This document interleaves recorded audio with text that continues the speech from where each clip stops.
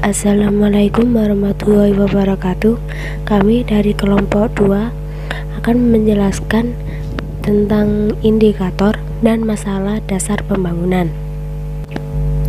Sebelum memulai materi, akan saya perkenalkan anggota kelompok 2. Yang pertama, Nur Aiza Natasha, dan yang kedua Nuriska Dwi Lestari, dan yang ketiga Ikhvania Umi Latifah, yang keempat Dian Eka Pratiwi.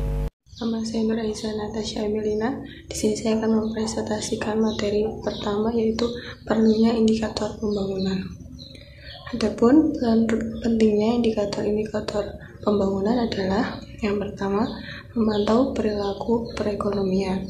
Yang kedua, kepentingan analisis ekonomi. Yang ketiga, dasar pengambilan keputusan.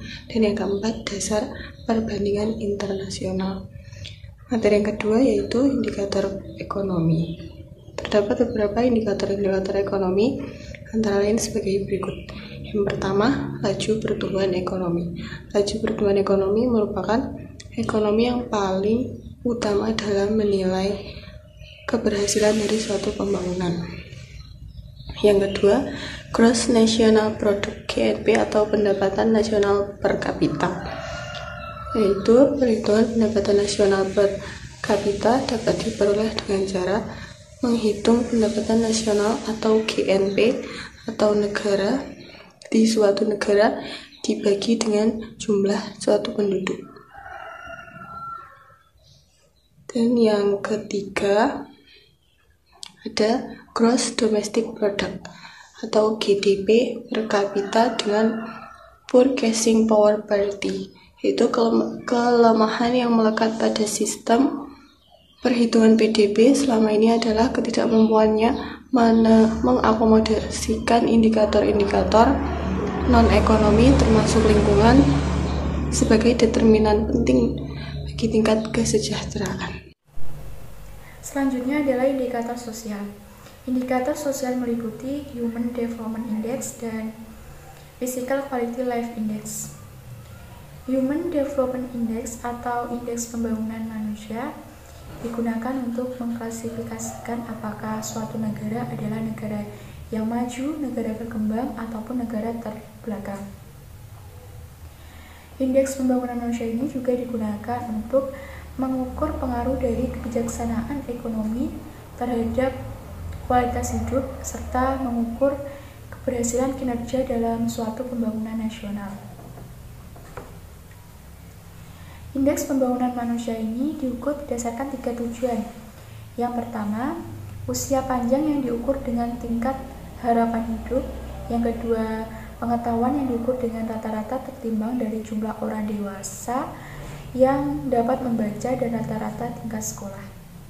Serta yang ketiga adalah penghasilan yang diukur dengan pendapatan real yang telah disesuaikan.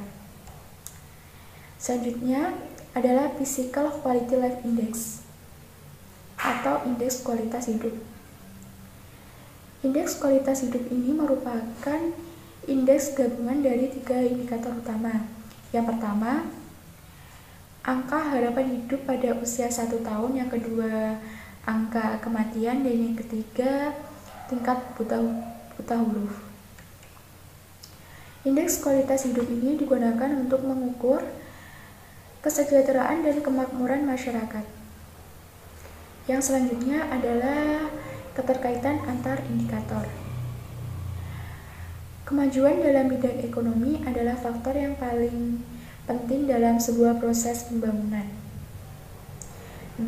Namun unsur tersebut bukan merupakan satu-satunya faktor yang dapat mendorong kemajuan dari bidang perekonomian tersebut.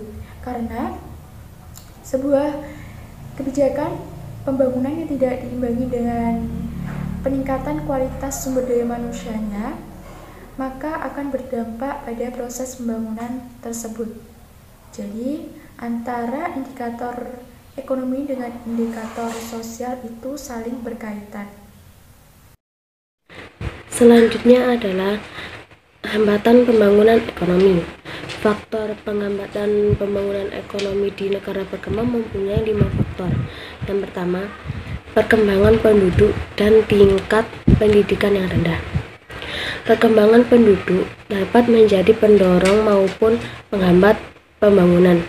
Perkembangan penduduk yang cepat tidak selalu menjadi penghambat dalam pembangunan ekonomi, jika penduduk tersebut mempunyai kapasitas untuk menyerap dan menghasilkan produksi yang dihasilkan. Selanjutnya yang kedua adalah perekonomian yang bersifat dualistik. Perekonomian yang bersifat dualistik merupakan hambatan karena menyebabkan produktivitas berbagai kegiatan produktif yang sangat rendah dan usaha-usaha untuk mengadakan perubahan yang sangat terbatas sekali. Yang ketiga, tingkat pembentukan modal yang rendah. Tingkat pembentukan modal yang rendah mempunyai hambatan utama bagi pembangunan ekonomi. Produktivitas yang sangat rendah mengakibatkan rendahnya pendapatan real. Pendapatan yang rendah mengakibatkan tabungan rendah yang akan melemahkan pembentukan modal yang pada akhirnya kekurangan modal. Selanjutnya adalah yang keempat, struktur ekspor berupa bahan mentah. Struktur ekspor berupa bahan mentah mempunyai hambatan karena bersifat industri yang mendorong ekonomi dualisme yang kurang mendorong perkembangan ekonomi yang lebih lanjut.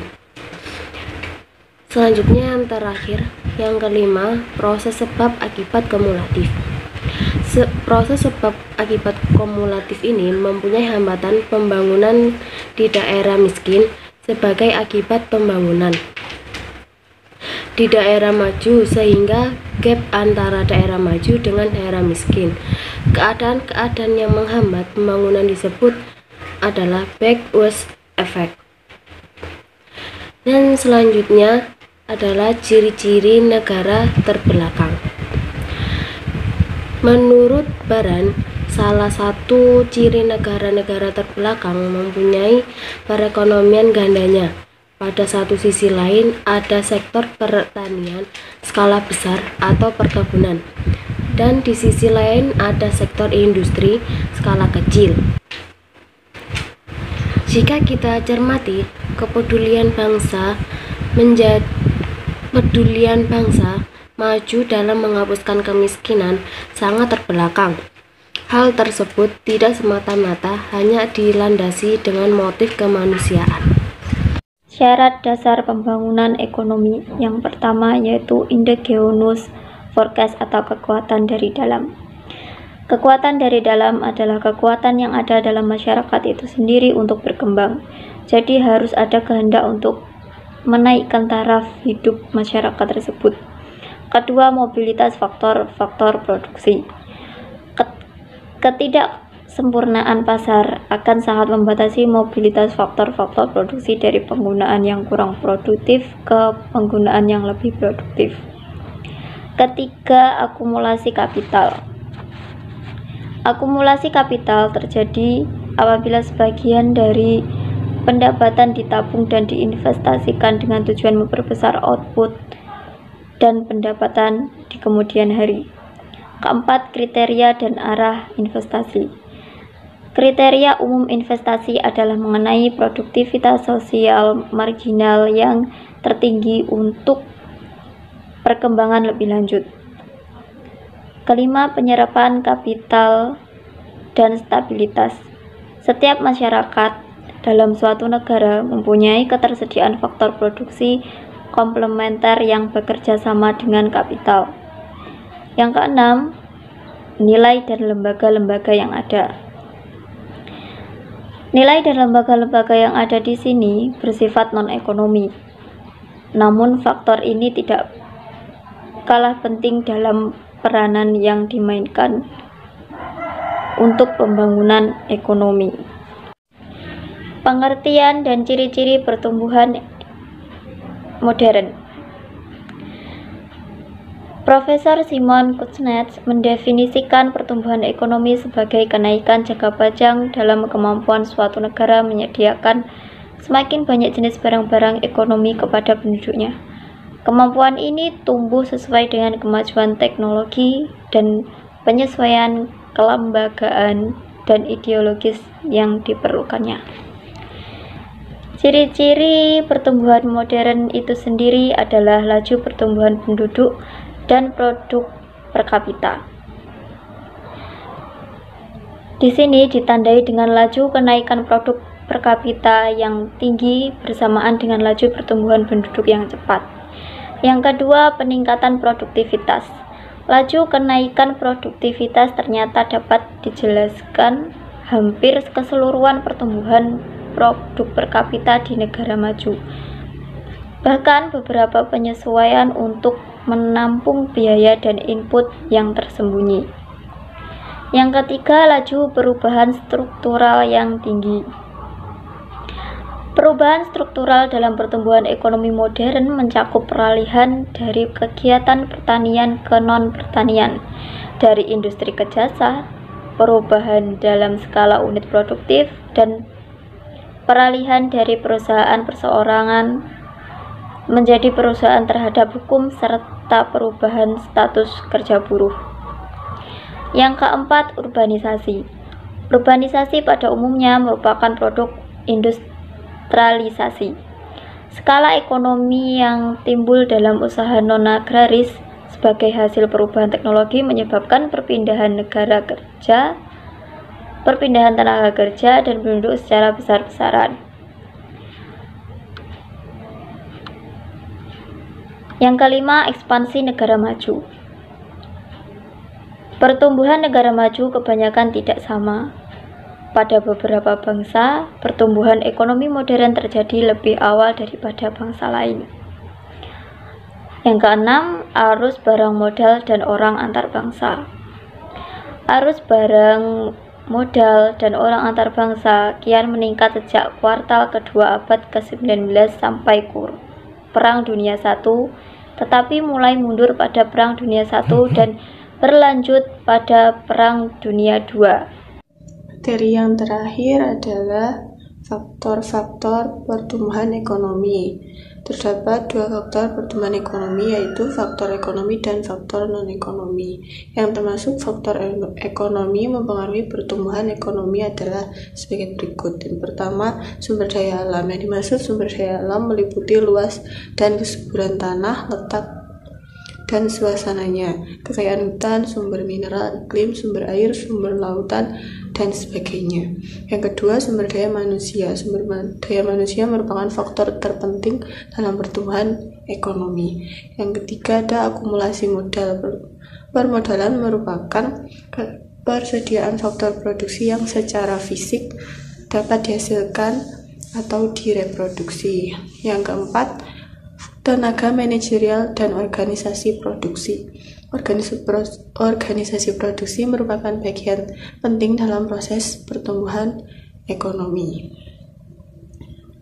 Yang kedua adalah faktor non-ekonomi. Faktor non-ekonomi mempengaruhi pertumbuhan ekonomi adalah sebagai berikut. Yang pertama, faktor politik dan administrasi pemerintahan. Struktur dan situasi politik serta administrasi pemerintahan yang lemah merupakan faktor penghambat yang besar bagi pertumbuhan ekonomi di negara-negara berkembang. Yang kedua, aspek sosial budaya. Aspek sosial budaya dalam masyarakat meliputi antara lain sikap, tingkah laku, pandangan masyarakat, motivasi kerja, kelembagaan masyarakat, dan hal-hal lainnya yang berkaitan dengan aspek sosial budaya. Yang ketiga, susunan dan tertib hukum. Susunan dan tertib hukum serta pelaksanaan hukum dan peraturan perundang-undangan yang keliru seringkali menghambat pertumbuhan kemajuan ekonomi sehingga tidak mendukung terlaksananya pertumbuhan ekonomi. Itu tadi adalah penjelasan materi dari kelompok 2. Sekian dari kelompok kami. Wassalamualaikum warahmatullahi wabarakatuh.